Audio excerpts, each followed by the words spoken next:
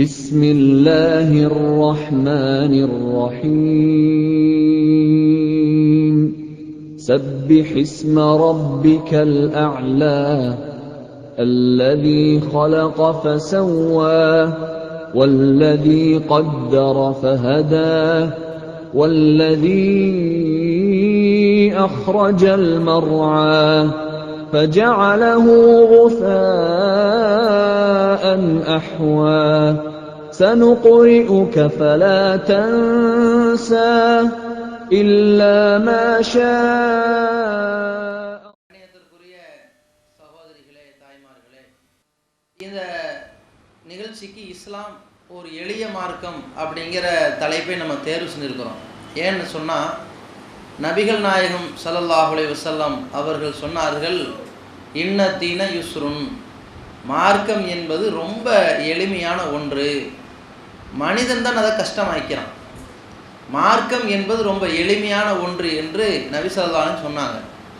அப்போ இஸ்லாம் என்ற ஒரு எளிய மார்க்கத்தில் வழங்கப்பட்டிருக்கிற சட்டத்திட்டங்களை எல்லாம் தப்பும் தவறுமாக புரிந்து கொண்ட காரணத்தினால் முஸ்லீம் சமுதாயத்தில் பலரும் இதை ஒரு கடுமையான ஒரு மார்க்கமாக பல்வேறு வணக்க வழிபாடுகளை செய்யாமல் அதிலிருந்து கவனக்குறைவோடு வாழ்ந்து கொண்டிருப்பதை பார்க்கிறோம்.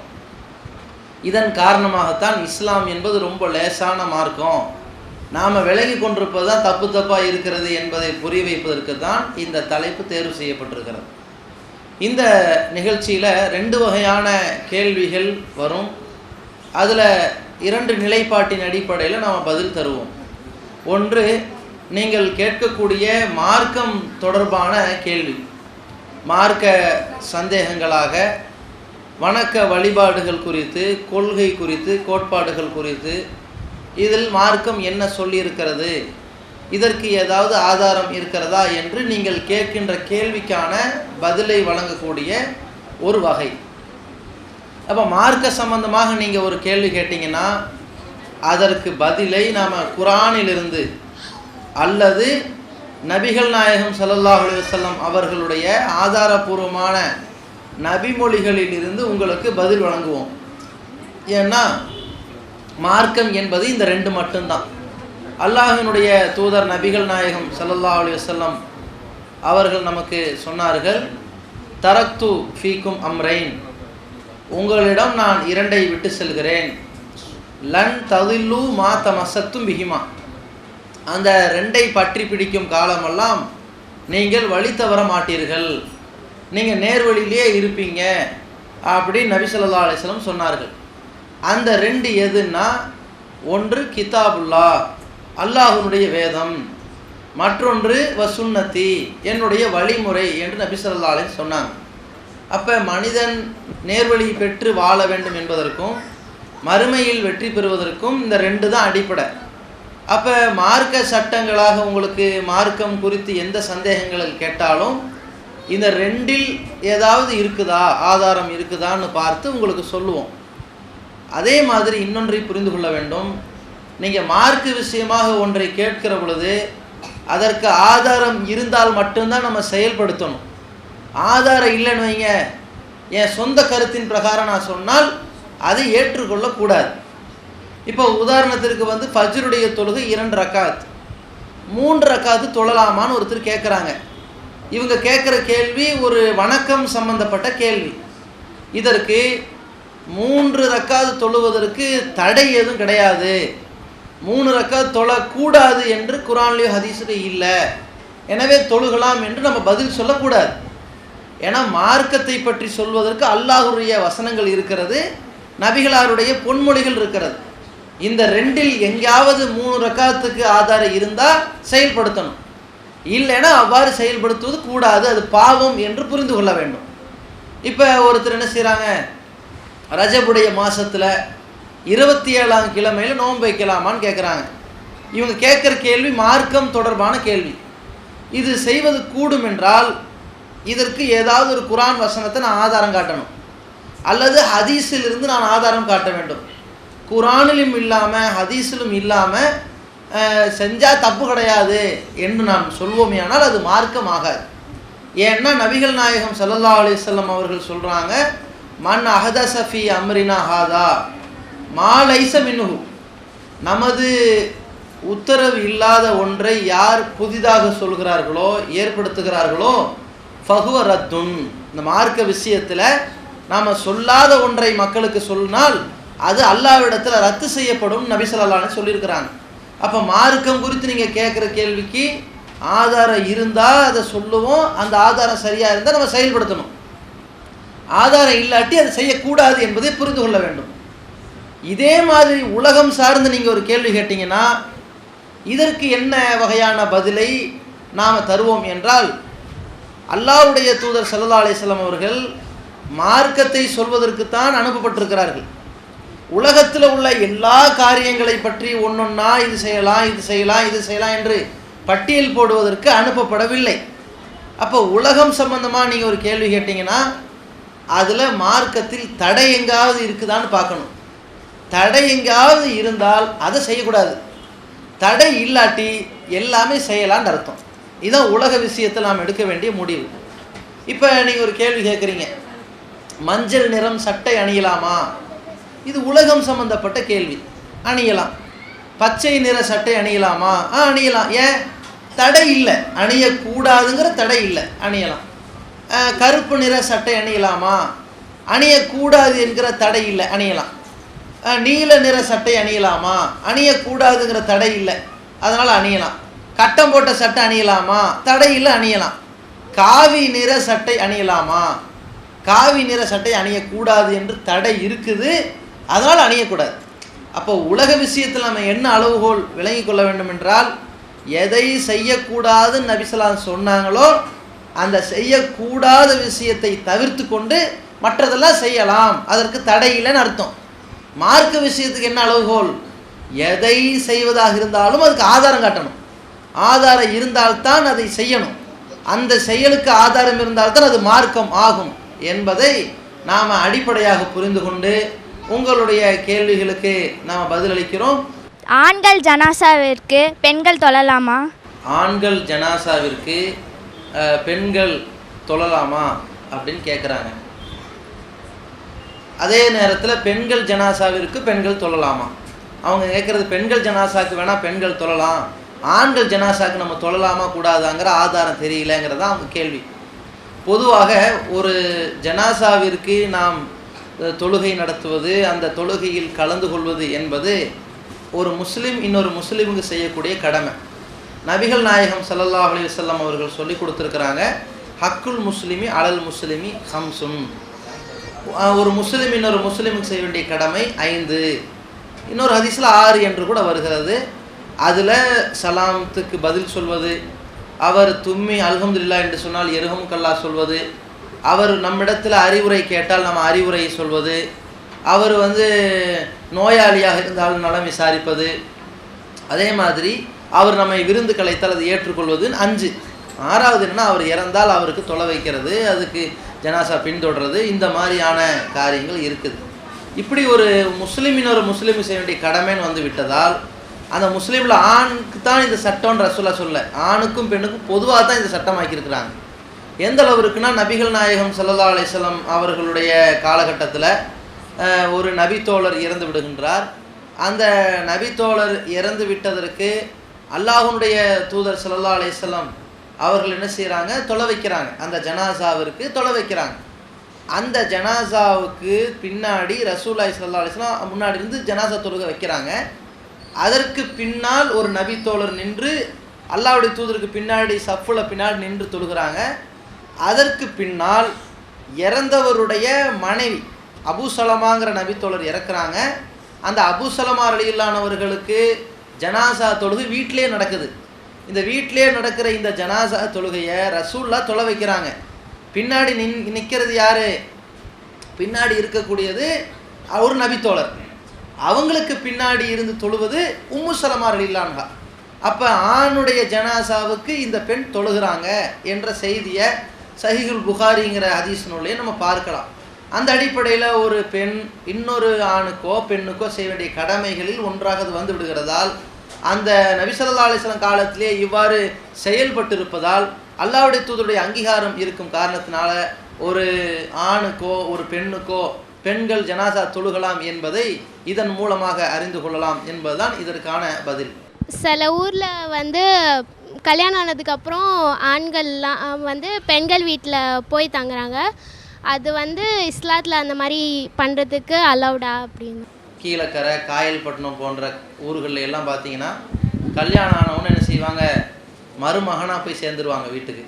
ஒரே மருமகன் அப்படின்னு சொல்லி அவங்க போய் சேர்ந்துருவாங்களே தவிர வீட்டுக்கு ஒரு மகள் என்பதை விட வீட்டுக்கு ஒரே மகன் அங்கே போய் மருமகனாக சேர்ந்துருவாங்க. இப்படி மார்க்கத்தில் கூடுமா அப்படின்னு கேட்குறாங்க. இது கூடாது. ஏன்னா இது ஒரு ஆண் மகனுக்கான அழகே கிடையாது. அல்லாஹ் குர்ஆனில் சொல்கிற பொழுது அர்ரிஜாலு கவ்வாமூன அலன் நிசா, ஆண்கள் தான் பெண்களை நிர்வகிக்கக்கூடியவர்களாக இருக்கின்றார்கள். எதன் அடிப்படையில்னா பிமா ஃபضل அல்லாஹு பாலஹும் அலா பாலின், அல்லாஹு இந்த பெண்களை விட ஆண்களை அந்த வகையில் சிறப்பு கொடுத்திருக்கின்றான். அவங்களுடைய உழைப்பில், அவங்க உடல் கட்டமைப்பில் எல்லாம் இவங்க தான் அந்த பெண்களை நிர்வகிக்கிற வகையில் அப்படி அல்லாஹ் அமைத்திருக்கின்றான். இன்னொரு காரணம் ஓ பிமா அன்ஃபகு மின் அம்பாலிஹிம், இந்த ஆண் தான் தனது சொத்திலிருந்து செலவு செய்யும் காரணத்தினால் ஆண் தான் பெண்ணை நிர்வகிக்கணும் அப்படின்னு அல்லாஹ் அமைச்சிருக்கிறான். அந்த நியதியை உடைக்கும் வகையில் இவங்க என்ன பண்ணுறாங்கன்னா பெண் வீட்டில் போய் மருமகனாக வாழ்க்கை நடத்தக்கூடிய நிலையில் இருப்பதை பார்க்குறோம். அதே நேரத்தில் இவர் தன்னுடைய அந்த மனைவிக்கு உணவு கொடுப்பதும் உடை கொடுப்பதும் இவர் கடமை. இவர் அந்த மனைவியை வைத்து தன் தாய் தகப்பனாரை பராமரிக்கிற ஒரு நிலையில் தான் இவர் வாழ்க்கை நடத்தணும். ஆனால் இவர் என்ன செய்கிறாருன்னா தன்னுடைய மனைவி வீட்டில் போய் அவங்களுக்குன்னு சொந்தமான வீட்டில் தன்னுடைய வாழ்க்கையை கடத்துவாரேயானால் இவர் தன்னுடைய மனைவி வீட்டுக்கு போவது, மனைவியினுடைய இல்லம் என்பது ஒரு அந்நிய இல்லம், அவருடைய உரிமை பெற்ற இல்லம் கிடையாது. அந்த மனைவியினுடைய இல்லம் ஒரு அந்நியமான ஒரு வீடாக இருக்கிறனால இவர் விருந்தாளியாகத்தான் போகிறார். விருந்தை பொறுத்தளவுக்கு நபி ஸல்லல்லாஹு அலைஹி வஸல்லம் சொல்லி கொடுத்துருக்கிறது 3 நாள் தான். முதல் நாள் சிறப்பு, அதுக்கப்புறம் ஓரளவுக்கு, அதுக்கப்புறம் ஓரளவுக்குன்னு அப்படி வளமையாகி போயிருந்தீங்களேன். அந்த 3 நாளுக்கு பிறகு இவர் சாப்பிட்டால் அவருக்கு சதக்கா தான் கொடுத்துக்கிட்டு இருக்கிறாங்க, பிச்சை. புரியா? அப்போ இந்த மருமகன் அங்கே போய் என்ன செய்கிறாரு, கையேந்தி தான் சாப்பிட்டு இருக்கிற நிலைக்கு போயிடுறார். இந்த பிச்சையோடு வாழ்க்கையை நடத்துவது கூடுமா? இதுதான் அவங்க கேட்குறாங்க. கூடாது என்பதுதான் இதற்கு பதில். அப்போ என்ன மாற்று வழினா, அந்த பெண்ணை தான் ஒரு வாடகைக்கு வீட்டை பிடிச்சி தனியாக ஒரு குடுத்தனை வைக்க முயற்சி பண்ணணும், அல்லது தன்னுடைய இல்லத்தில் வைத்து வாழ்க்கை நடத்த முயற்சி பண்ணணுமே தவிர அது அந்த பெண் வீட்டுக்கே போய் மருமகனாக இருப்பது என்பது இது அந்த ஒரு ஆண்மை தனத்திற்கான அழகே கிடையாது. இவ்வாறு செய்வது மார்க்கத்தில் அனுமதிக்கப்பட்டதும் கிடையாது என்பதை புரிந்து கொள்ள வேண்டும். நம்ம ஒரு கல்யாணத்துக்கு சொந்தக்காரர் கல்யாணம், ஃப்ரெண்டு கல்யாணம், எல்லா கல்யாணத்துக்கும் போகிறோங்க. வரதட்சணை வாங்கின வீட்டில் சாப்பிடக்கூடாதுன்னு சொல்கிறாங்களே, அது சாப்பிடலாமா? மாப்பிள்ளை வீட்டில் சாப்பிடக்கூடாதுங்களா? அது கலந்து கொள்ளக்கூடாது தான். ஏன்னா நபிகள் நாயகம் ஸல்லல்லாஹு அலைஹி வஸல்லம் அவர்கள் சொன்னார்கள், மன்ரா மின்கும் முன்கரன், உங்களில் யார் ஒரு தீமையான காரியத்தை, மார்க்கத்திற்கு விரோதமான காரியத்தை பார்க்கிறார்களோ, ஃபல்யுகையிருஹு பியதிஹி, தனது கரத்தால் அதை தடுக்கட்டும். ஓ இல்லம் எஸ்தத்தி, அவ்வாறு அவருக்கு முடியலனா ஃபபி லிசானிஹி, நாவால் தடுக்கட்டும்.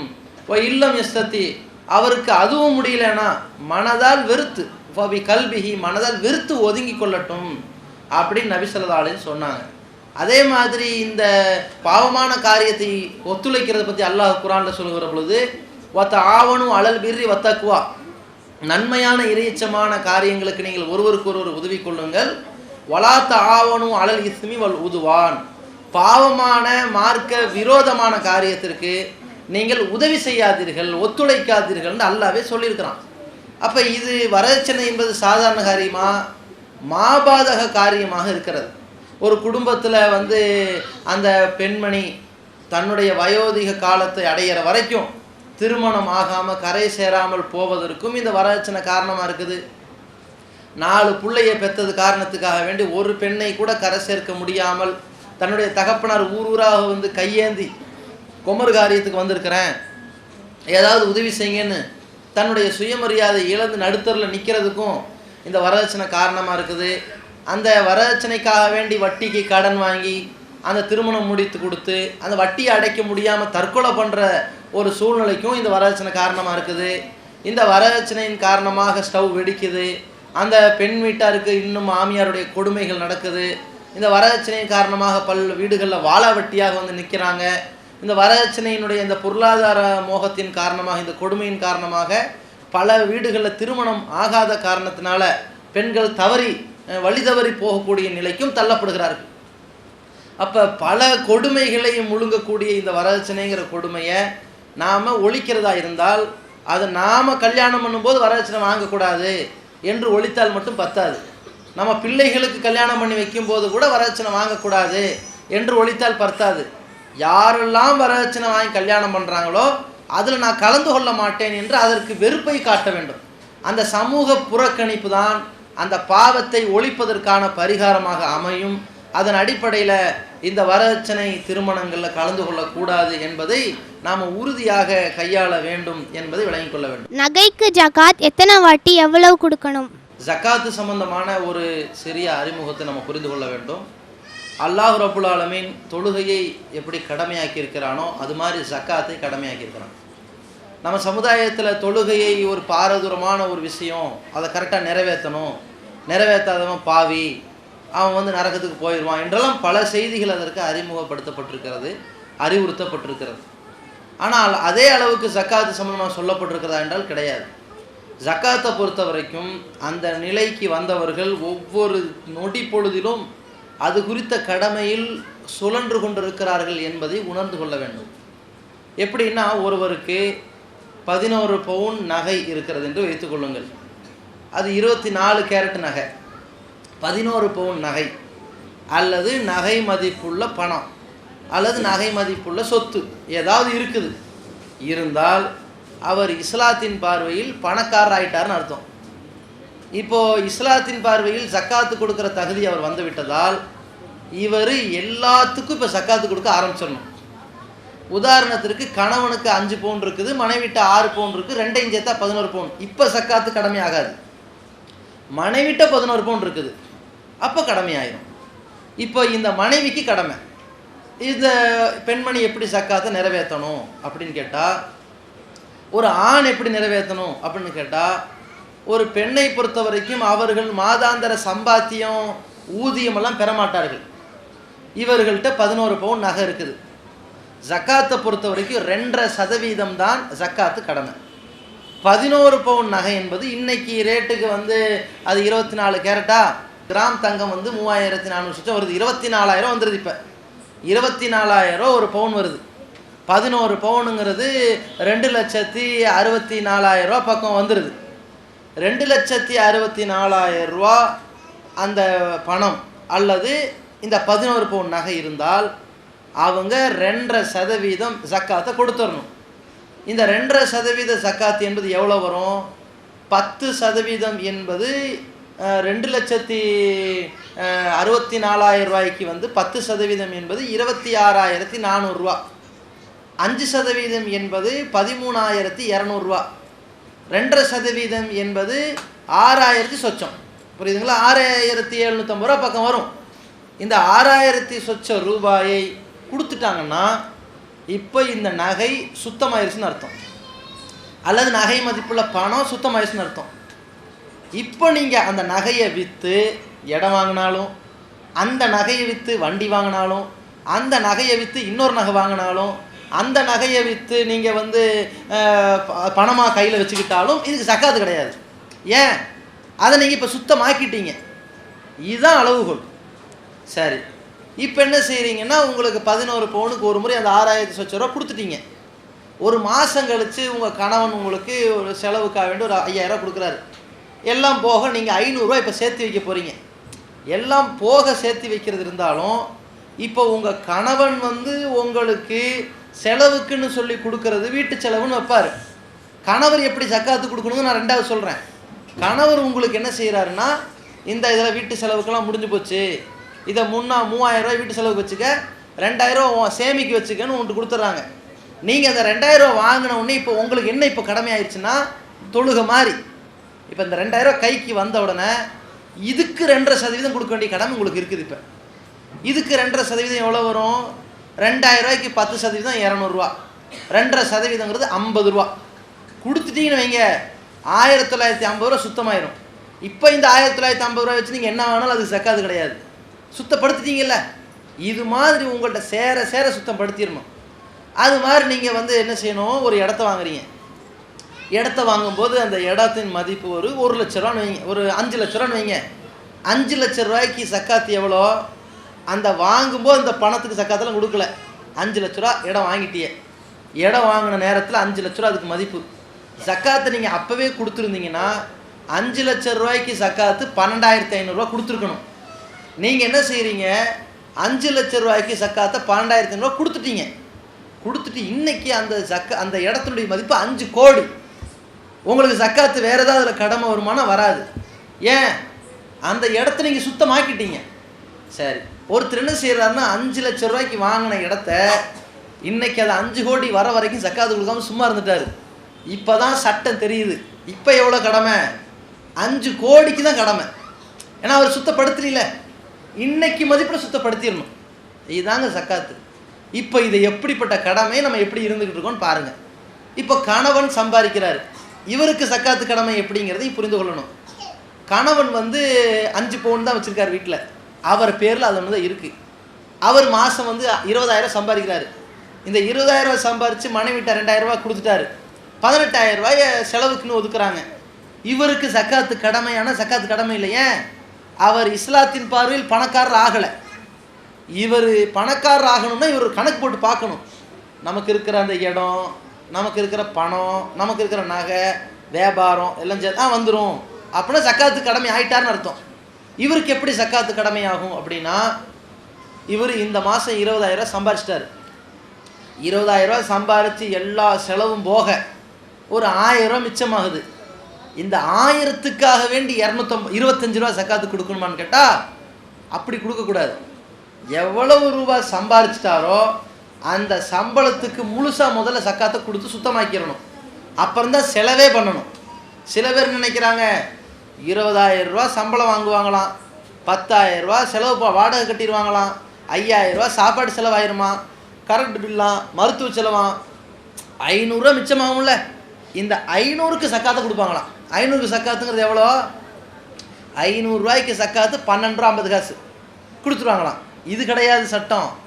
வாங்கும்போதே இவர் சக்காத்துக்குரிய பணக்காரராக இருந்தால் இவர் எப்படி இருக்கணும்? 20,000 வாங்கின உடனே 20,000 ரூபாய்க்கு 500 ரூபா சக்காத்தை கொடுத்துடணும். ஃபஸ்ட்டு கொடுத்து தான் மற்ற வேலையை செய்யணும். இவர் 19,500 மற்ற வேலைகள் அவருக்கு இருக்கிறது.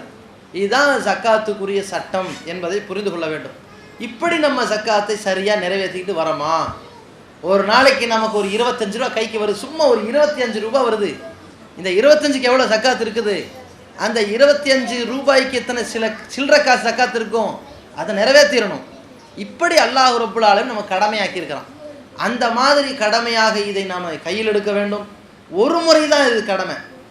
வருஷம் மாதம் வாரம்லாம் கிடையாது. ஒரு முறை தான் கடமை. ஒரு தடவை செஞ்சுட்டு போயிடணும், அவ்வளவுதான்.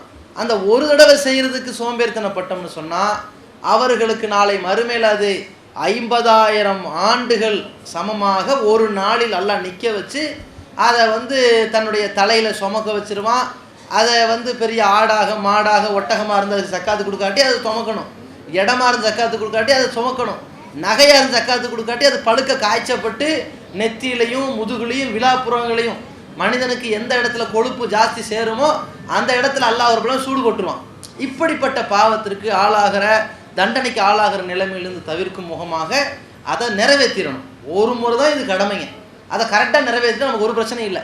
ஒருத்தர் வராரு, மாதம் 20,000 சம்பாதிக்கிறாரு, ஜக்காத் அழகாக 500 ரூபா கொடுத்துட்டாரு, 19,500 வச்சுருக்காரு, அதை சேர்த்து வச்சு வண்டி வாங்குறாரு, இடம் வாங்குறாரு, பணம் நிலம் வாங்குறாரு, நகை வாங்குறாரு, ஒரு பிரச்சனை இல்லை. ஏன்? அவர் அதை சுத்தப்படுத்திட்டார்ல, ஒரு பிரச்சனை இல்லை. இப்போ சுத்தப்படுத்துறத இன்னொரு விஷயத்தையும் புரிஞ்சுக்கணும். அவர் 19,500 ரூபா இப்போ கையில் வச்சுருக்கிறாருங்க.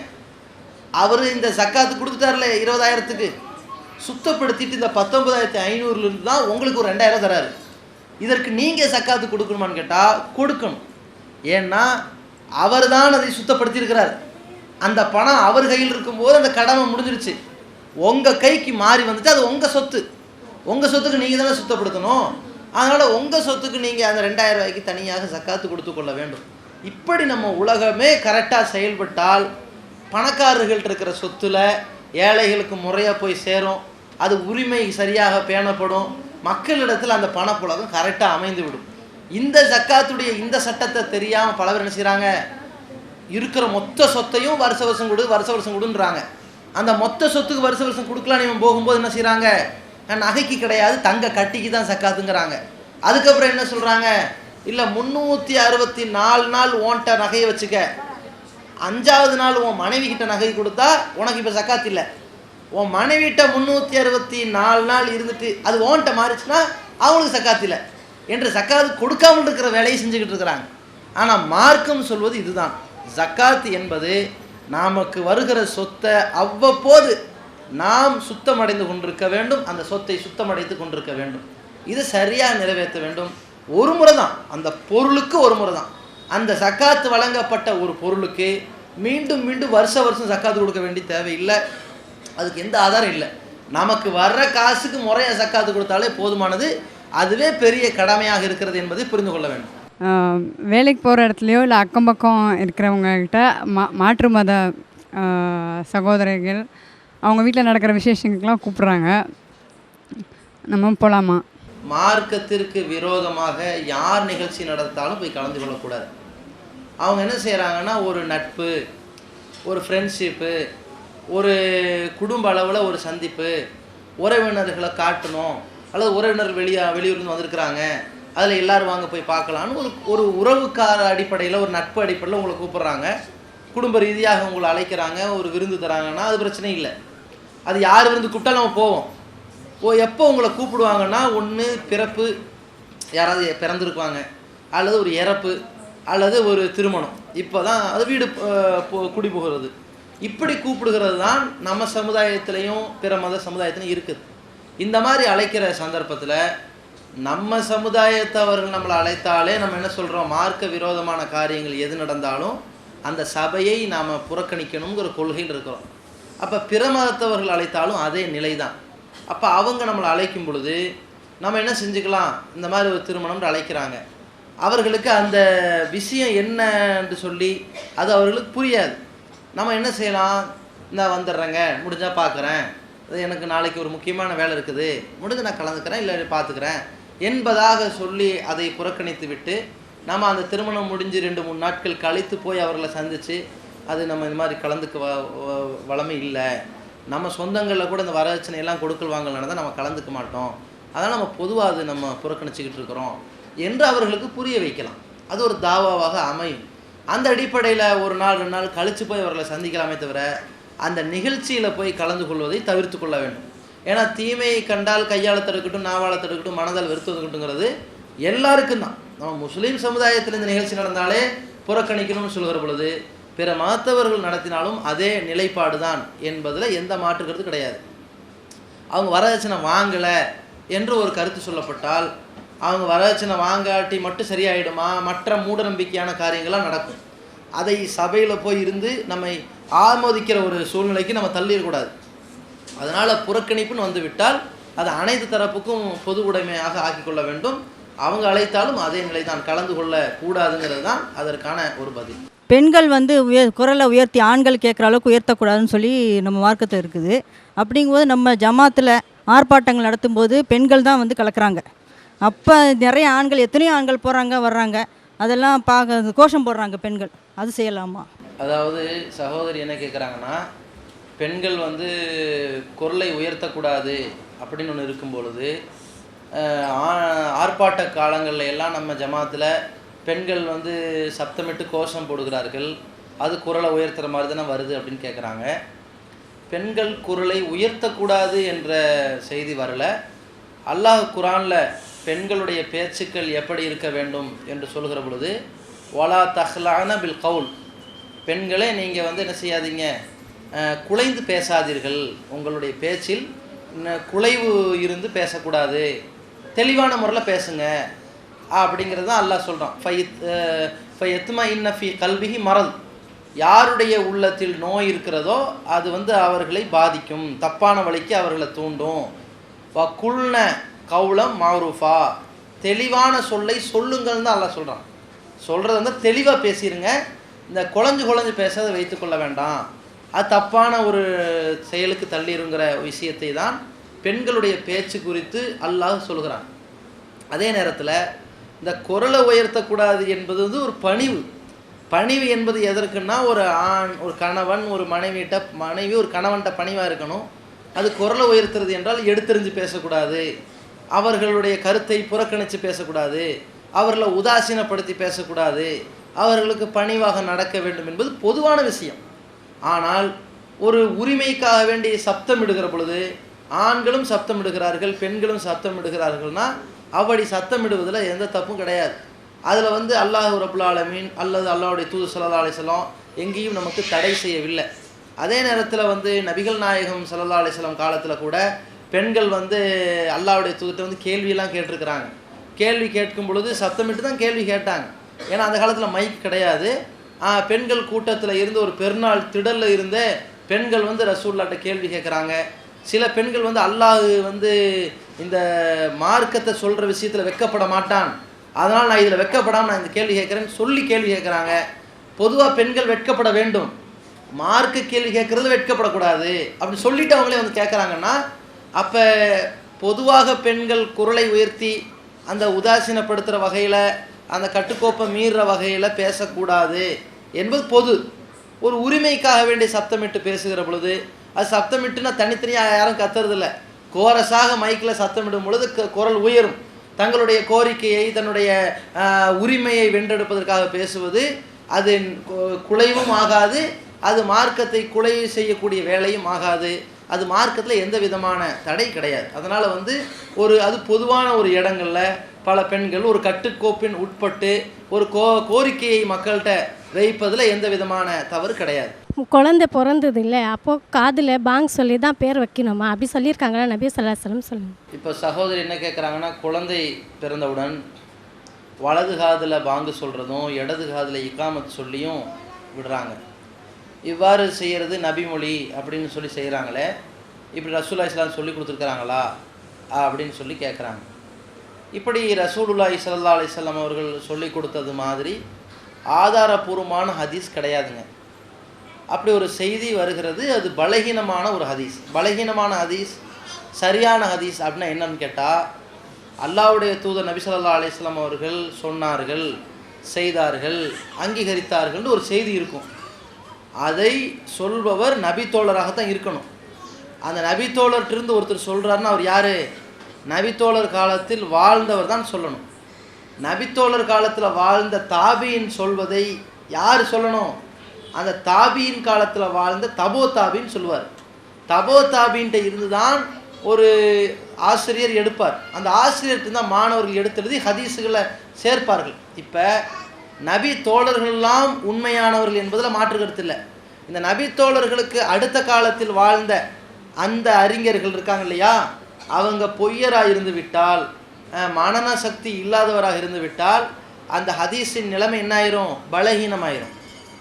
அப்போ குழந்தை பிறந்தால் வலது காதில் பாங்கு சொல்லணும், இடது காதில் இக்காமத் சொல்லணும்னு வருகிற ஹதீஸில் இடம்பெறும் அறிவிப்பாளர்கள் வந்து பலகீனமானவர்கள், பொய்யர்கள், ஞாபக சக்தி இல்லாதவர்கள் என்று அந்த ஹதீஸ் கலையில் பதிவு செஞ்சாங்கல்ல, அவங்களே அதை சொல்கிறாங்க.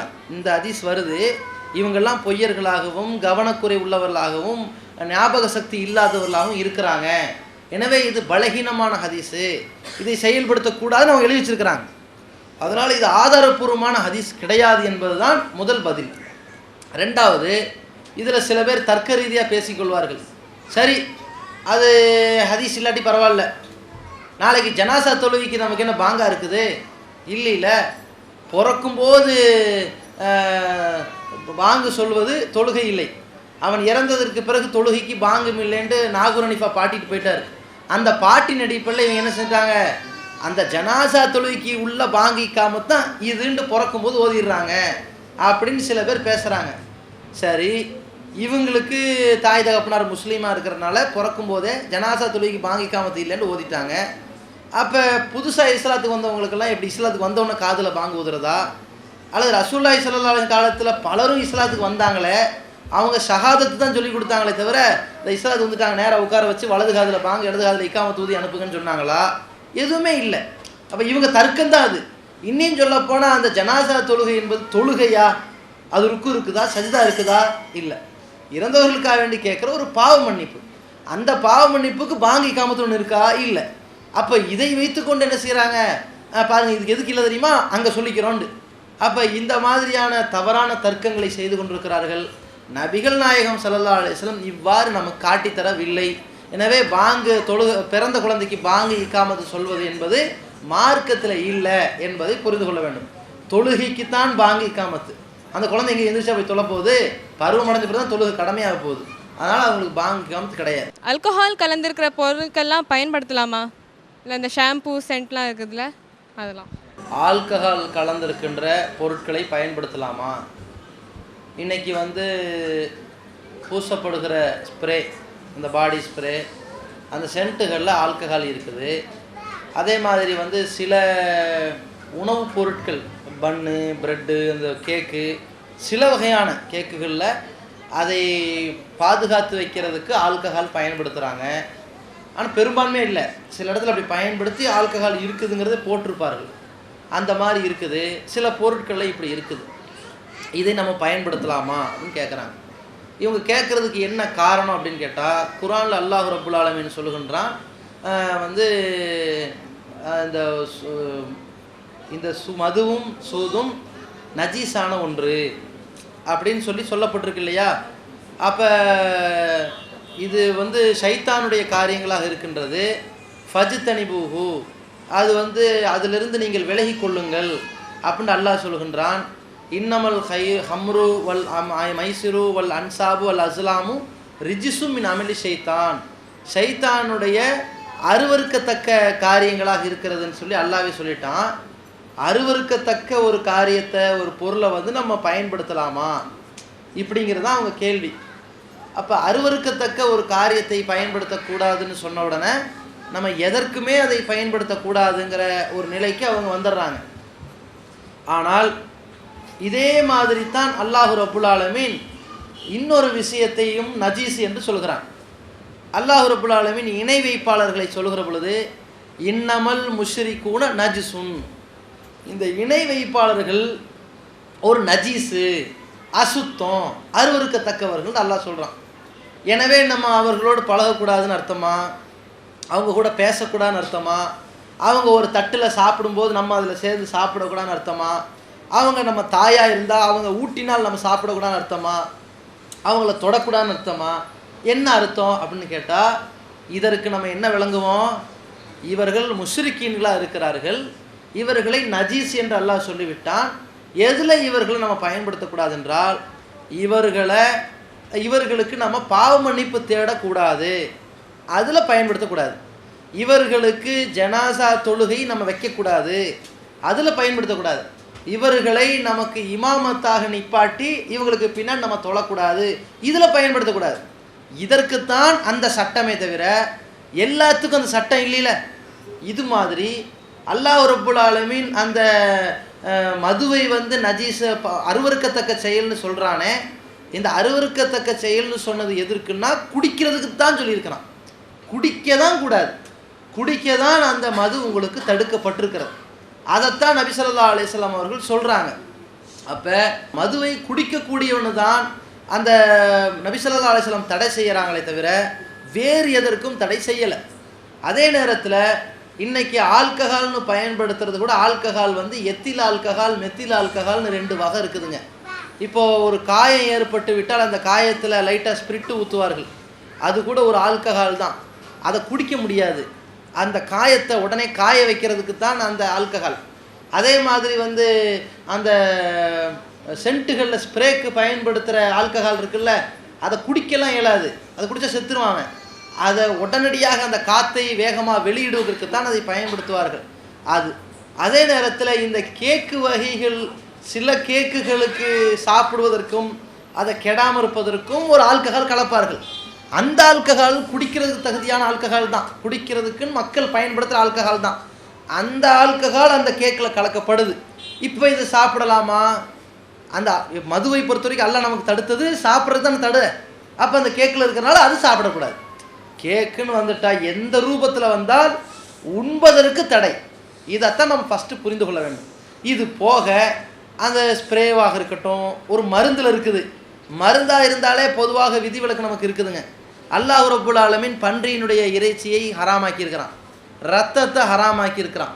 ஆனால் யார் வழியை செல்லாமலும் வரம்பு மீறாமல் இருக்கும்போது நிர்பந்திக்கப்படுகிறார்களோ, இல்லாமன் உள்துற யார் நிர்பந்திக்கப்படுகிறார்களோ அவனுக்கு இதை தவிர வேறு வழி இல்லைன்னு சொன்னால் அவன் சாப்பிட்றலாம். நிர்பந்தத்துக்குன்னு ஒருத்தன் ஆளாகும்போது ஹராமே நமக்கு ஹலால் ஆயிரும். அந்த மாதிரி நிர்பந்தம் வந்துவிட்டால், ஒரு நோயின்னு வந்துவிட்டால் அதற்கெல்லாம் பயன்படுத்துவது தப்பில்லை. ஆனால் மற்ற வகையில் இந்த ஸ்ப்ரே ஆகட்டும், இந்த மாதிரியான ஷாம்பு பொருட்களாகட்டும், இப்படியாக பயன்படுத்தப்படுகிற ஆல்கஹால் நம்ம பயன்படுத்துவது எந்த தடையும் இல்லை. நமக்கு தடுக்கப்பட்டது குடிப்பதற்கு தான் தடுக்கப்பட்டது, உண்பதற்கு தான் உட்கொள்வதற்கு தான் தடுக்கப்பட்டது என்பதை நாம் புரிந்து கொள்ள வேண்டும். சஹாபாக்கள் விஷயத்தில் தௌஹீத் ஜமாத்தில் பிஜே இமாம் அவர்கள் தவறான வழியில் மக்களை அழைச்சி சேர்றாங்க அப்படின்னு சொல்கிறாங்க. பெண்களை தௌஹீத் மர்கஸ்க்கு வரவிடாமல் தடுக்கிறாங்க. இதை பற்றின விவரமாக கொடுக்கும். தமிழ்நாடு தௌஹீத் ஜமாத் என்பது திருக்குரானையும் நபிகள் நாயகம் ஸல்லல்லாஹு அலைஹி வஸல்லம் அவர்களுடைய வழிகாட்டுதல்களையும் மட்டும் இஸ்லாத்தின் அடிப்படை மூலாதாரமாக சொல்லி செயல்படுத்தி கொண்டிருக்கின்றோம். இந்த ஜமாத்திற்கு எதிராக பல்வேறு விமர்சனம் செய்பவர்களில் ஒரு சாரார் நம்மை பற்றி சொல்லக்கூடிய குற்றச்சாட்டு என்னென்னா, தௌஹீத் ஜமாத்துக்காரங்க சஹாபாக்களை எல்லாம் மதிக்கிறது கிடையாது, அவமதிக்கிறாங்க, அவர்களை பின்பற்றக்கூடாது என்று சொல்கிறார்கள். அதனால் இப்படிப்பட்டவங்களுடைய பள்ளிக்கெல்லாம் நீங்கள் போகாதீங்க என்று சொல்லி பிரச்சாரம் பண்ணுறாங்க. இப்படி சொல்லி பிரச்சாரம் பண்ணுறாங்கல்ல, யாரெல்லாம் இந்த பிரச்சாரம் செய்கிறார்களோ அவர்கள் அல்லாஹ்வுடைய தூதரின் தோழர்களை பின்பற்றக்கூடாது, தோழர்களை அவமதிக்கக்கூடாது, தோழர்களை பின்பற்றாமல் இருக்கக்கூடாது, தோழர்களை அவமதிச்சிடக்கூடாது, அவமதிச்சா நம்ம சும்மா இருக்கக்கூடாது, அந்த மாதிரியான அவமதிக்கிறவர்கள் நம்ம எதிர்க்கணும்னு வாய்கிலேயே பேசுபவர்கள். நபிகள் நாயகத்தை அவமதித்து படம் எடுத்தாங்கல்ல, அந்த படம் எடுத்ததற்கு நம்ம போராட்டம் நடத்துகிற மாதிரி அவர்கள் போராட்டம் நடத்துறதில்லை. நபிகள் நாயகத்துக்கு என்ன ஆனாலும் பரவாயில்லன்ட்டு இவங்க இருக்கிறாங்க, புரியுதா? அந்த நிலையில் தான் அவங்க இருக்கிறாங்க. சரி, நம்ம நிலை என்னென்னா, நம்ம இஸ்லாத்தின் அடிப்படை மூலாதாரம் குரான் சுன்னான்னு வைத்திருக்கிறோம். இப்போ குரான் சுன்னாவை தாண்டி சஹாபாக்களையும் பின்பற்றுவது இஸ்லாம் தான் என்று சிலர் சொல்கிறாங்க. அப்படி சொல்கிறவங்க என்ன ஆதாரம் வைக்கிறாங்கன்னா, கைருல் குருனி கர்ணி, காலத்தில் சிறந்தவர்கள் என் காலத்தவர்கள், சும்மல்லதீன எழுனகும், பிறகு சிறந்தவர்கள் அதை அடுத்து வருபவர்கள், சும்மல்லதீன எழுனகும், பிறகு சிறந்தவர்கள் அதுக்கு அடுத்து வருபவர்கள் என்று ரசூல்லாவே சொன்னாங்க என்று ஒரு ஹதீஸை சொல்வார்கள். அப்போ காலத்தில் சிறந்தவங்க சஹாபாக்களாம், அப்புறம் தாபீன்களாம், அப்புறம் தபோ தாபீன்களாம். எனவே சஹாபாக்கள், தாபீன்கள், தபோ தாபீன்களையும் பின்பற்றுவது மார்க்கம் என்று சொல்கிறார்கள். நம்ம பின்பற்றக்கூடாதுன்னு சொல்கிறோம்ல, அதனால் நம்மை திட்டுறாங்க, இவங்க சஹாபாக்களை அவமதிக்கிறாங்க, எனவே இவர்கள் பின்னாடி போகாதீங்கன்னு சொல்கிறாங்க. ரெண்டாவது என்ன ஆதாரம் சொல்கிறாங்க, ரசூலுல்லாஹி ஸல்லல்லாஹு அலைஹி சொன்னாங்க, என் சமுதாயம் 73 கூட்டமாக பிரியும், அதில் 72 கூட்டம் நரகத்துக்கு போவாங்க, ஒரு கூட்டம் சொர்க்கத்துக்கு போகும். அந்த ஒரு கூட்டம் எந்த கூட்டம்னு அல்லாஹ்வுடைய தூதர் சஹாபாக்கள் கேட்டாங்க. மான் அலைஹி வஸ்ஹாபி, நானும் என் சஹாபாக்கள் எந்த கூட்டமோ அந்த கூட்டம் ரசூலுல்லாஹ் சொன்னாங்க. பார்த்தீர்களா, அல்லாஹ்வுடைய தூதரும் சஹாபாக்கள் எந்த கூட்டமோ அந்த கூட்டம் சொர்க்கத்துக்கு போகும்னா சஹாபாக்களை பின்பற்றணும் இல்லையா? தௌஹீத் ஜமாத் பின்பற்றக்கூடாதுங்கிறாங்க, எனவே சஹாபாக்கள் இவங்க அவமதிக்கிறாங்க, எனவே அவங்க பள்ளிக்கு போகாதீங்க இப்படின்னு சொல்கிறாங்க. அதுக்கப்புறம் என்ன சொல்கிறாங்க, வஸ்ஸாபிகூனல் அவ்வலூன மினல் முஹாஜிரின் வல் அன்சார், முந்தி சென்ற அன்சாரிகள் முஹாஜிர்கள், வல்லதீன இத்தபவுஹும் பிஹ்சானின், அவர்களை நல்ல விஷயத்தில் பின்பற்றியவர்கள், ரலியல்லாஹு அன்ஹும் வ ரது அன்ஹு, அவர்களை அல்லாஹ் பொருந்தி கொண்டான், அவர்கள் அந்த பின்பற்றியவர்களை அல்லாஹ் பொருந்தி கொண்டான் அப்படின்னு அல்லாவே சொல்கிறான்.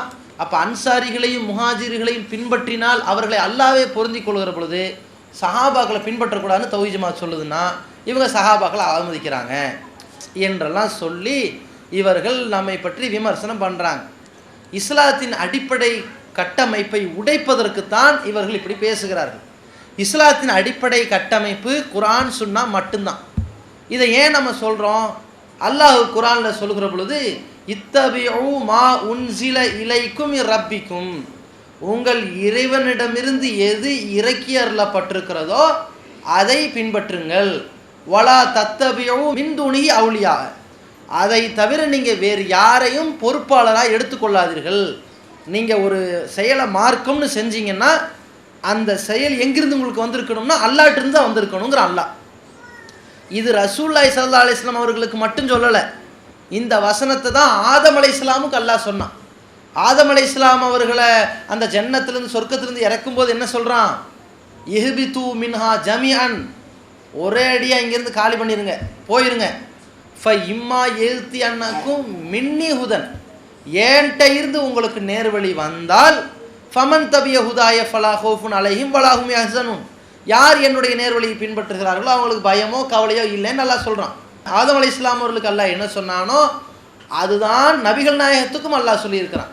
ரசூலுல்லாஹி ஸல்லல்லாஹு அலைஹி வஸல்லம் அவர்களுக்கும் அல்லாஹ் சொன்ன செய்தி இதுதான். என்ன செய்தி? மார்க்கம்ங்கிறது ஏன்ட்டிருந்து தான் வரும், அதை நீங்கள் பின்பற்றினா போதும். ரசூலுல்லாஹி ஸல்லல்லாஹு அலைஹி வஸல்லம் அவர்களே இப்படி சொல்ல வேண்டும் என்று அல்லாஹ் ஒரு இடத்துல குர்ஆனில் சொல்கிறான். என்ன சொல்கிறான்? குல், நபியை நீங்கள் போய் மக்களுக்கு சொல்லுங்கள், மா குன்து பிதஅம் மினர் ருசுல், நான் இறை தூதர்கள் சொன்ன விஷயத்திலிருந்து புதிதாக சொல்வதற்கு வரவில்லை. இன் அத்தபி இல்லாமா யூஹா இலைய, எனக்கு அல்லாஹுவா எது இறை செய்தியாக மார்க்கம்னு இறக்கி வச்சானோ அதைத்தான் நான் பின்பற்றுகிறேன் என்று நபியை நீங்கள் சொல்லுங்க அப்படின்னு அல்லாஹ் ரசூலுல்லாஹ்வுக்கு சொல்லி அனுப்புகிறான். ரசூலுல்லாஹி ஸல்லல்லாஹு அலைஹி வஸல்லம் அவர்களுக்கு என்ன அல்லாஹ் சொல்லி அனுப்புகிறான்னா அல்லாஹ்ட்டிருந்து வர்றது தான் மார்க்கம், அதுதான் வஹி. வஹியை மட்டும் பின்பற்றுவது தான் கடமைன்னு அல்லாஹ் சொல்லி கொடுத்துட்டான். அப்படி இருக்கும்போது ரசூலுல்லாஹி ஸல்லல்லாஹு அலைஹி வஸல்லம் நமக்கு மார்க்கம் சொன்ன அனைத்துமே என்னது? வஹி. இந்த வஹியை பின்பற்றுவதுதான் மார்க்கம். இப்போ நான் கேட்குறது என்னென்னா, இவங்க சஹாபாக்களை பின்பற்றுன்னு சொல்கிறாங்களே, அதுக்கான வாதங்கள் சிலதை வைக்கிறாங்க. அது என்ன பதில் நான் பிறகு சொல்கிறேன். அந்த சஹாபாக்களின் கருத்துக்கள் வஹியா? இதுதான் கேள்வி. இந்த சஹாபாக்களுடைய கூற்றுக்கள் அல்லாஹ்விடமிருந்து இறக்கியறப்படுகிற வஹியோடு சேருமா சேராதா? அவங்க என்ன சொல்லுவாங்க? சேராதுன்னு சொல்லுவாங்க. அப்போ ஏன் பின்பற்றணும்? அப்போ பின்பற்றுவதாக இருந்தால் அது மார்க்கமாக இருக்கணும். இது மார்க்கமா இல்லையா? இது வஹியா இல்லையா? வஹி இல்லை. வஹி இல்லைன்னு எந்த அளவுக்கு நம்ம புரிந்து கொள்ளலாம்னா, உமர் ரலியல்லாஹு அவர்கள் ஒரு சந்தர்ப்பத்தில் சொல்லுவாங்க, இன்னி வாஃபக்து ரப்பி சலாசா, நான் என் இறைவன் சொன்ன கருத்தில் 3 விஷயத்தில் ஒரே கருத்து சொல்லியிருக்கிறேன், மற்றதெல்லாம் ஒரு கருத்து இல்லையா. இறைவன் நான் ஒரு கருத்து சொன்னேன், அல்லாஹும் அந்த கருத்தை ஆமோதிச்சு வசனம் இறக்கிட்டான். அப்படி சொல்கிறதா இருந்தால் ஒரு 3 சொல்லலாம். அதோட உமர்லாம் நிப்பாட்டிக்கிட்டாங்க. உமர்லாம் ஒரு ஆட்சியாளராக இருந்தாங்க. ஆனால் மார்க்கம்னு உமர்லாம் சொன்னது இந்த 3 தான். 3ஓட வேற எதையும் நான் மார்க்கம்னு சொல்ல மாட்டேன், அல்லாஹ்வுடைய வசனத்தில் அது வந்துருச்சு, அதனால தான் அது மார்க்கம் ஆச்சு அப்படின்னு அவங்க சொல்கிறாங்க. பாருங்கள் என்ன சொன்னாங்க? இந்த பத்ர் போர்க்களத்தில் வந்து கைதிகளாக சிறைபிடிக்கப்பட்டவர்களை என்ன செய்யணும்னு ஒரு பிரச்சனை வருது. அவர்களை கொல்றதா விட்டுறதா? கொல்லணும்னு உமர்லாம் சொன்னாங்க இல்லையா? அதைத்தான் அல்லாஹும் ஆமோதிச்சு ஒரு வசனத்தை இறக்குறான். அது மாதிரி வந்து ஃபர்தாவுடைய சட்டங்கள் வருது. இந்த ஃபர்தாவுடைய சட்டங்களையும் அல்லாஹ் ரப்புல் ஆலமீன் உமர்லாம் என்ன கருத்து சொல்கிறாங்களோ அதை ஆமோதிச்சு அந்த வசனத்தை இறக்குறான். இந்த மாதிரியெல்லாம் உமர்லாம் அவர்கள் சொன்ன கருத்தை ஏற்றவாறு இந்த இப்ராஹிம் அலைஹிஸ்ஸலாம் நின்ற இடத்தை நம்ம தொழுகை விட ஆக்கலாமேன்னு கேட்குறாங்க. அல்லாஹ் அந்த வசனத்தை அப்படி இறக்குறான். அப்போ உமர்லாம் சொல்கிறாங்க, ரசூலுல்லாஹ் உமர்லாம் பற்றி என்ன சொன்னாங்கன்னா, இன்னல்லாஹ என்திகு லிசானி உமர், உமருடைய நாவிலிருந்து அல்லாஹ் பேசுகிறான்னாங்க. அப்படிப்பட்ட உமர்லாம் சொல்கிறாங்க, அல்லாஹ் பேசுகிறான்னு நானே எல்லா கருத்தும் சொல்ல, ஒரு 3 செய்தி நான் சொன்னேன், அந்த 3 செய்தியை மார்க்கமாக அல்லாஹ் அங்கிருந்து இறக்கி விட்டான். மற்றதெல்லாம் என்ன ஆகலை? மார்க்கம் ஆகலை. இதுலேருந்தே நமக்கு தெரிய வேண்டாம் பின்பற்றுவதற்கு தகுதியானது அங்கிருந்து வரணுங்கிறது. அது நம்ம சிந்திக்காமல் சஹாபாக்களை பின்பற்றணுங்கிறாங்க. நம்ம சொல்கிறோம் ரசூலுல்லாஹ் மட்டும்தான் பின்பற்றணும், அவங்க மார்க்கம்னு சொன்னதை பின்பற்றணும். அப்படி இருக்கும்போது நீங்கள் சஹாபாக்களை பின்பற்றுன்னு சொன்னீங்கன்னா இது மார்க்கமா? இப்படி அல்லாஹ் வழிகாட்டி கொடுத்துருக்காங்கன்னு கேட்டால் இவர்கள் சஹாபாக்களை திட்டுபவர்கள், அவமதிப்பவர்கள் நம்மளை பேசுகிறாங்க. இவங்க இன்றைக்கி நேற்று பேசுனாங்க இல்லையா? இதே மாதிரி தான் 20 வருஷத்துக்கு முன்னாடி இமாம்களை பின்பற்றக்கூடாது நம்ம சொன்னோம்ல, சாஃபி இமாம் அனஃபி இமாம்களை பின்பற்றக்கூடாதுன்னு.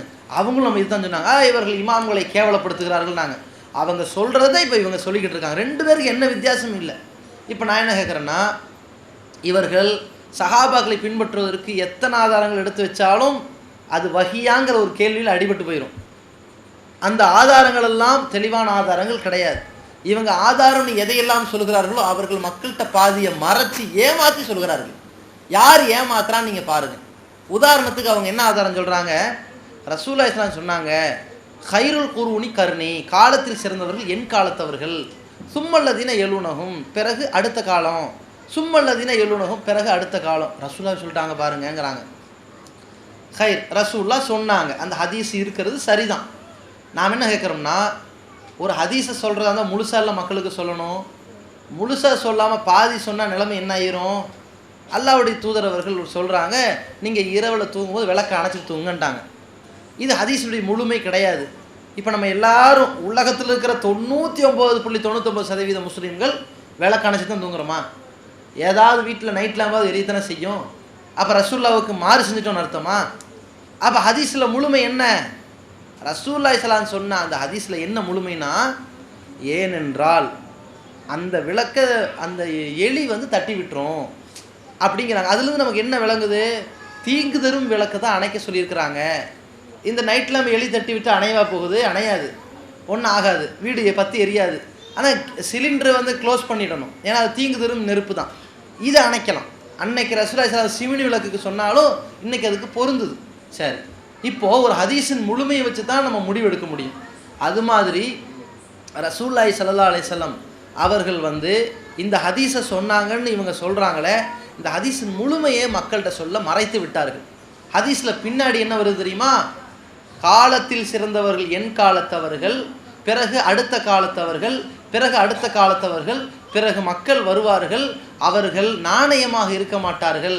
அவங்கள அதிகமானவர் என்ன செய்வாங்க? அவங்க நம்பினா மோசடி பண்ணுவாங்க. அவர்கள் அவங்கள நம்பி ஒரு பொருள் கொடுத்தா அவங்க நியாயமாக நிற்க மாட்டாங்க. அவங்க சாட்சி சொன்னாங்கன்னா அந்த மக்கள் சாட்சியை ஏற்றுக்கொள்ள மாட்டார்கள். அவ்வளவு நாணயமாக அவங்க இருக்க மாட்டாங்க என்று ரசூலுல்லாஹி சொல்கிறாங்க. இதிலிருந்து நமக்கு என்ன புரியுது? நாணயத்திலும் நேர்மையிலும் ஒழுக்கத்திலும் நம்பிக்கையிலும் அமானிதத்தை காப்பதிலும் சிறந்தவர்கள் என் காலத்தவர்கள். அப்புறம் ஒருத்தரை சிறந்தவர்கள் சொல்கிறாங்க தான் தாபீன்களை சொல்லலாம். அப்புறம் சிறந்தவங்க தபோ தாபி, இப்படித்தான் ரசூலுல்லாஹ் சொன்னாங்களே தவிர காலத்தில் சிறந்தவங்க என் காலத்தவர்கள் இவங்க சொல்கிறதெல்லாம் மார்க்கம் இப்படி அதை சொன்னாங்க. அப்படி சொல்கிறதா இருந்தால் அல்யவும் அக்குமல்துலக்கும் தீனக்கும், மார்க்கத்தை இன்றோடு பூர்த்தி செய்துட்டேன்னு அல்லாஹ் ஏன் சொல்லணும்? பூர்த்தி செய்ய வேண்டியது இல்லையே, ஏன் இப்படி சொல்லணும்? யோசிச்சு பார்க்கணும். சரி, இன்னொரு ஹதீஸை சொல்கிறாங்க. ரசூலுல்லாஹி ஸல்லல்லாஹு அலைஹி வஸல்லம் அவர்கள் சொன்னாங்களா, 73 கூட்டமாக என் சமுதாயம் பிரியும், 72 கூட்டம் நரகத்துக்கு போயிடும், ஒரு கூட்டம் சொர்க்கத்துக்கு போகுண்டு. அந்த ஒரு கூட்டம் யார்? நபி ஸல்லல்லாஹு அலைஹி சொன்னார்கள், நானும் என் சஹாபாக்களும் எந்த கூட்டமோ அந்த கூட்டம் அப்படின்னு சொன்னாங்கங்கிறாங்க. இதுலேயும் மக்கள்கிட்ட இருட்டடி பண்ணுறாங்க. என்ன இருட்டடிப்பு தெரியுமா? அந்த ஹதீஸில் நானும் என் சஹாபாக்களும் எந்த கூட்டமோ அந்த கூட்டம்னு ரசூலா நிப்பாட்டலை. ரசூலுல்லாஹி ஸல்லல்லாஹு அலைஹி வஸல்லம் ஹதீஸை முழுமையாக சொன்னதை இவங்க மறைச்சிருக்கிறாங்க. அல்லாஹ்வுடைய தூதர் ஸல்லல்லாஹு அலைஹி சொன்ன ஒரு சின்ன ஒரு வார்த்தையிலையும் பல அர்த்தம் இருக்கும். அந்த சின்ன வார்த்தையை மறைச்சிட்டாங்கன்னா பல கொள்கையே மாறி போயிடும். சின்ன வார்த்தை என்ன தெரியுமா? மா ஆனா அலைஹில் யௌம வா அஸ்ஹாபி என்று தான் ரசூலுல்லாஹ் சொன்னாங்க. இன்றைய தினம் நானும் என் சஹாபாக்களும் எந்த கூட்டமோ அந்த கூட்டம் நாங்கள். ரசூலுல்லாஹ் அந்த இன்றைய தினம்னு சொன்னாங்கல்ல, அதை இவங்க மறைச்சி வச்சுட்டு இப்போ மக்கள்கிட்ட பேசிகிட்டு இருக்கிறாங்க. நானும் என் சஹாபாக்களும் இருக்கிற கூட்டம் அப்படி பொதுவாக சொல்லிக்கிட்டாங்க. அப்படி ரசூலுல்லாஹ் சொல்லவே இல்லை. இன்றைய தினம் நானும் என் தோழர்களும் எந்த கூட்டமோ அந்த கூட்டம் தான் சொன்னாங்க. ஏன் அந்த இன்றைய தினம் என்ற வார்த்தையை பயன்படுத்துகிறாங்க? அந்த இன்றைய தினம்ங்கிறதுல என்ன விஷயம் மறைஞ்சிருக்குதுன்னா, சஹாபாக்கள்ங்கிற நிலை 2 நிலை இருக்குது. நபிகள் நாயகம் உயிரோடு வாழுகிற காலத்தில் சஹாபாக்களின் நிலை, நபிகள் நாயகம் மௌத்தானதுக்கு பிறகு வாழுகிற சஹாபாக்களின் நிலைன்னு 2 இருக்குது. இப்போ ரசூலுல்லாஹி ஸல்லல்லாஹு அலைஹி வஸல்லம் எதுக்கு உத்தரவாதம் கொடுத்தாங்க தெரியுமா? உயிரோடு வாழுகிற நேரத்தில் தான் உத்தரவாதம் கொடுத்துட்டாங்க. மௌத்தான பிறகு உத்தரவாதம் கொடுக்க முடியாதுல்ல, உத்தரவாதம் கொடுக்க இயலாது. ஆனால் ஒரு நாள் ரசூலுல்லாஹி ஸல்லல்லாஹு அலைஹி வஸல்லம் சொல்கிறாங்க, அல்லாஹ் எனக்கு ஹவுலுல் கௌசர் என்ற பெரிய நீர்த்தடாகத்தை கொடுப்பான். அந்த நீர்த்தடாகத்தின் அற்புதம் என்ன தெரியுமா? 1 மாத காலம் தண்ணி குடிக்கலாம். ஒரு தடவை குடிச்சிட்டா 1 மாத காலம் தாகம் வராது. ஒரு குவளையை குடிச்சிட்டா 1 மாதத்துக்கு தாகம் எடுக்காதான். அந்த நீர் தடாகத்தில் நான் எல்லாருக்கும் தண்ணி கொடுக்க கூப்பிடுவேன். என்னுடைய சில நபித்தோழர்களை மலக்குமார்கள் விரட்டுவார்கள். சரி, நான் என்ன கேட்குறேன், நானும் என் நபித்தோழர்கள் எந்த கூட்டமோ அந்த கூட்டம் சொர்க்கத்துக்கு போகும்னா இவங்களையும் விரட்டணும்? அந்த ஹதீஸில் வருது. நான் உடனே சொல்வேன், அஸ்ஹாபி அஸ்ஹாபி, என் தோழர்கள், என் தோழர்கள் ஏன் இப்படி தடுக்கிறீங்க என்று மலக்குகள்கிட்ட கேட்பேன். அந்த மலக்குகள் சொன்னார்கள், யா முகமதே லா தத்ரி மா ஹதசு பாதக, உனக்கு பின்னாடி அவங்க என்னவெல்லாம் செய்தார்கள் என்று உனக்கு தெரியாது அப்படின்னு சொல்லுவாங்களாம். அப்போ நபிசலான் சொல்லுவாங்களாம், நான் அந்த நேரத்தில் ஈசா நபி சொன்ன பதிலை சொல்லிவிடுவேன். ஈசா நபி சொன்ன பதில் என்னவா? இறைவா, நான் அவர்களோடு வாழ்ந்து கொண்டிருக்கும் பொழுது அவர்களை கண்காணித்து கொண்டிருந்தேன். நான் அவர்களை விட்டு பிரிந்ததுக்கு பிறகு நீதான் அவர்களுக்கு பொறுப்பாளி என்று நான் சொல்லிவிடுவேன் அப்படின்னு ரசூலுல்லாஹ் சொல்கிறாங்க. அப்போ புரியுதா? அப்போ நானும் என் தோழர்களும் இன்றைய தினம் எந்த கொள்கைன்னு என்ன அர்த்தம்? வாழும்போது கண்காணிப்பாங்க, பிரிஞ்சுட்டா முடிஞ்சுது. அப்போ நம்ம மார்க்கம்னா என்ன அளவுகோல்? அல்லாஹ்ட்டிருந்து வந்திருக்கணும். இவங்க என்ன செய்கிறாங்க? சஹாபாக்கள் தப்பு செய்வார்களா? ஏகோபித்த சஹாபாக்கள் சொன்ன தப்பாகுமா அப்படிங்கிற செய்தியை சொல்லி மார்க்கத்தின் அளவுகோல் 3ஆக ஆக்கி பார்க்கிறார்கள். 3 மட்டும் இல்லைங்க, இந்த சஹாபாக்களை பின்பற்றுன்னு சொல்கிறார். எல்லாருடைய கொள்கை என்ன தெரியுமா? மார்க்கத்தின் அளவுகோல் என்னன்னு அவங்கள்ட்ட போய் கேளுங்க. குரான், சுன்னா, சஹாபாக்கள், தாபீன்கள், தபோ தாபீன்கள், கியாமத்து நாள் வரும் வரைக்கும் உள்ள அனைத்து அறிஞர்களின் இஜ்மா, ஏகோபித்து சொல்கிற கருத்துக்கள், அவர்களின் சட்டங்கள், அரபி இலக்கணங்கள், இது எல்லாமே மார்க்கங்கிறாங்க. 7ங்கிறாங்க மார்க்கத்தை. நம்ம மார்க்கத்தை 2ங்கிறோம். ஒன்று என்னது? அல்லாஹ்ட்டிருந்து வந்தது. அதே அல்லாஹ்ட்டிருந்து வந்தது தூதர் சொன்னது. ஒன்று அல்லாஹ்ட்டிருந்து வந்தது வசனமாக வந்திருக்கும், இல்லாட்டி தூதர் சொல்லியிருப்பாங்க. இந்த 2ஐ தான் சொல்கிறோம். இவங்க என்ன பண்ணுறாங்க? 7 ஆக்கிட்டாங்க. இது இஸ்லாத்தில் இல்லைங்க. இதுதான் நடக்கிறதே தவிர உடனே நம்மளை பற்றி என்ன சொல்லுது? அவங்க சஹாபாக்களை திட்டுபவர்கள், அவமதிப்பவர்கள், கேவலப்படுத்துபவர்கள்ங்கிறாங்களே தவிர நம்ம சஹாபாக்களுடைய உன்னதமான வாழ்க்கை வரலாறையெல்லாம் மக்கள்கிட்ட சொல்லி அந்த சஹாபாக்கள் எந்த கொள்கையில் உறுதியாக இருக்கிறாங்களோ அந்த கொள்கையில் உறுதியாக இருங்கன்னு தான் மக்களுக்கு பிரச்சாரம் செய்கிறோமே தவிர யாரையும் கேவலப்படுத்துகிற வேலையை செய்யலை. நம்ம நிலைப்பாடு சஹாபாக்களை கண்ணியப்படுத்துவோம், பின்பற்ற மாட்டோம். இவங்க என்ன பண்ணுறாங்கன்னா பின்பற்றுவது தான் கண்ணியப்படுத்துன்னு நினைக்கிறாங்க. பின்பற்றுவது அவர்களை கேவலப்படுத்துறது. ஏன்னு தெரியுமா? இப்ராஹிம் அலைஹிஸ்ஸலாம் அவர்களுக்கு சிலை வைத்தவர்கள் மக்கத்து காஃபிர்கள். அவங்க பார்வையில் அவங்க என்ன சொன்னாங்க? இப்ராஹிம் நபிக்கு சிலை வைக்கக்கூடாது என்று சொல்வது கேவலப்படுத்துகிற மாதிரி. இப்ராஹிம் நபிக்கு சிலையே வச்சுருக்கிறோம், நாங்கள் தான் கண்ணியப்படுத்துகிறோம்னு சொன்னாங்க. அல்லாஹ்வுடைய பார்வையில் இவங்க யார்? இவர்கள் கேவலப்படுத்துகிறார்கள். ஏன்? சிலை வழிபாடு கூடாதுன்னு சொன்ன இப்ராஹிமுக்கே சிலையா? இது எவ்வளோ பெரிய பாவம்! குரான் சுன்னாவின்படி உறுதியோடு இருந்த சஹாபாக்களே பின்பற்றுவதா? இது எவ்வளோ பெரிய பாவம் என்பதை யோசிக்காமல் மார்க்கத்தின் அளவுகோலை உடைத்து கொண்டிருக்கிறார்கள். நாம் குரான் சுன்னாதான் மார்க்கத்தின் அடிப்படைங்கிறத சொல்லி கொண்டிருக்கின்றோம். அதே மாதிரி இன்னொரு வசனத்தை ஆதாரம் காட்டுறாங்க. வசாபிகூனல் அவ்வளூன மினல் முஹாஜிரின வல் அன்சார், அன்சாரிகளிலும் முஹாஜிர்களிலும் முந்தி சென்றவர்கள், அவர்களை நல்ல வழியில் பின்பற்றியவர்களை அல்லாஹ் பொருந்தி கொண்டாண்டு ஒரு வசனத்தை சொல்லி பார்த்தீர்களா? அந்த சஹாபாக்கள் அன்சாரிகளை பின்பற்றினால் அல்லாஹ் நம்மளை பொருந்திக்குவான் அப்படின்னு இவங்க சொல்கிறாங்க. அதில் நல்லா புரிந்து கொள்ள வேண்டும், அந்த வசனத்துக்கு என்ன விளக்கங்கிறத இவங்க மக்கள்கிட்ட எப்படி இருட்டடி பண்ணுறாங்கன்னா, அந்த வசனத்திலே தெளிவாக வருது, வல்லதீன இத்தபஊஹும் பிஇஹ்சான், அவர்களுடைய நல்ல விஷயங்களில் பின்பற்றியவர்களை அல்லாஹ் பொருந்தி கொண்டான். நல்ல விஷயங்களில் பின்பற்றுனா என்னங்க அர்த்தம்? மார்க்கத்தை தூதர் காட்டிட்டு போயிட்டாங்க. நல்ல விஷயங்களில் பின்பற்றுவது என்றால் அந்த சஹாபாக்களுடைய தியாகத்தை போன்று நம்ம தியாகம் பண்ணணும், சஹாபாக்களுடைய அர்ப்பணிப்பு போன்று நம்ம அர்ப்பணிக்கணும், சஹாபாக்களுடைய விட்டு கொடுக்குற மனப்பான்மை போட்டு நம்ம இருக்கணும், சஹாபாக்கள் அள்ளி வழங்குற மாதிரி அள்ளி வழங்கணும். மார்க்க விஷயங்கள் அப்படி எப்படி தியாகம் செய்து அவர்கள் அர்ப்பணித்தார்களோ அது மாதிரி நம்ம நடந்து கொண்டால் அல்லாஹ் நேசிப்பான் தானே தவிர அவர்களையே மார்க்கமாக பின்பற்றுவதை சொல்லலை. அப்படி ஒரு நம்பிக்கை வைத்து கொண்டால் இவங்க நபிகள் நாயகத்தையே கொச்சைப்படுத்துகிற மாதிரி ஆகிடும். ஏன் தெரியுமா? இந்த வசனம் யாருக்கு இறக்கி அருளப்பட்டுச்சு? ரசூலுல்லாஹ்க்கு தான் இறக்கி அருளப்பட்டுச்சு. யார் வாழ்கிற காலத்தில் இறக்கி அருளப்பட்டுச்சு? ரசூலுல்லாஹ் வாழ்கிற காலத்தில் இறக்கி அருளப்பட்டுச்சு. என்ன இறக்கி அருளப்படுதுன்னா, முகமதே, முந்தி இந்த இஸ்லாத்தை ஆரம்ப காலத்தில் ஏற்ற அன்சாரி தோழர்கள் முஹாஜிர் இருக்கிறாங்கல்ல, அவர்களை யாரெல்லாம் பின்பற்றுறாங்களோ அவங்கள அல்லாஹ் பொருந்திக்கொள்வான்னு சொல்லி வசனம் வருது. இந்த சட்டம் யாருக்கும் பொருந்தும்? நபிகள் நாயகத்துக்கு சேர்த்து பொருந்தும். இப்போ நபி யாரை பின்பற்ற வேண்டியது ஆயிரும்? அந்த முந்தி சென்ற அன்சாரி முஹாஜிர்களை பின்பற்ற வேண்டியது ஆகிடும். அப்படிலாம் அந்த வசனத்துக்கு வரும். இவங்க சொல்கிற அர்த்தம் வச்சா நபிகள் நாயகத்துக்கு அல்லாஹ் இந்த வசனத்தை இறக்குறான். முந்தி சென்ற அன்சாரி முஹாஜிர்களை பின்பற்றினால் நான் அவங்கள பொருந்திக்கிறேன்றான் அல்லாஹ். இதை வைத்துக்கொண்டு ரசூலுல்லாஹ்க்கு என்ன சட்டம் வருது? ஓஹோ, நானும் முந்தி சென்ற அன்சாரி முஹாஜிர்களை பின்பற்றணும் அர்த்தமா? அதல்ல. நல்ல விஷயங்களில் முந்தி சென்ற அன்சாரிகள் முஹாஜிர்களை போல இப்போ உள்ள சஹாபாக்கள் பின்பற்றுங்கன்னு அல்லாஹ் சொல்கிறான். புதுசாக இஸ்லாத்துக்கு வந்த சஹாபாக்களை ஆரம்பத்தில் இஸ்லாத்துக்கு இருந்தாங்கல்ல, இந்த அபூபக்கர், உமர், அந்த மாதிரியான தியாகம் செய்தவர்களை மாதிரி நீங்கள் செய்யுங்க, அவங்கள மாதிரி நீங்கள் இருங்க. இதைத்தான் அல்லாஹ் சொன்னானே தவிர மார்க்கமாக பின்பற்ற சொல்லவே கிடையாதுங்க.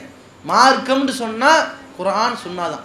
அல்லாஹ் குர்ஆன் என்ன சொல்கிறான்? அத்தி உல்லாஹ வ அத்தி உர் ரசூல், அல்லாஹ் கட்டுப்படுங்கள், தூதர் கட்டுப்படுங்கள், வலா துபுத்திலு ஆமாலக்கும். வேறு யாராவது சொன்னாங்க, அவங்க சொன்னாங்க, இவங்க சொன்னாங்கன்னு சொல்லி ஏதாவது ஒரு காரியத்தை செய்து உங்கள் அமல்களை அழித்து கொள்ளாதீர்கள்ன்றது அல்லாஹ் சொல்கிறான்.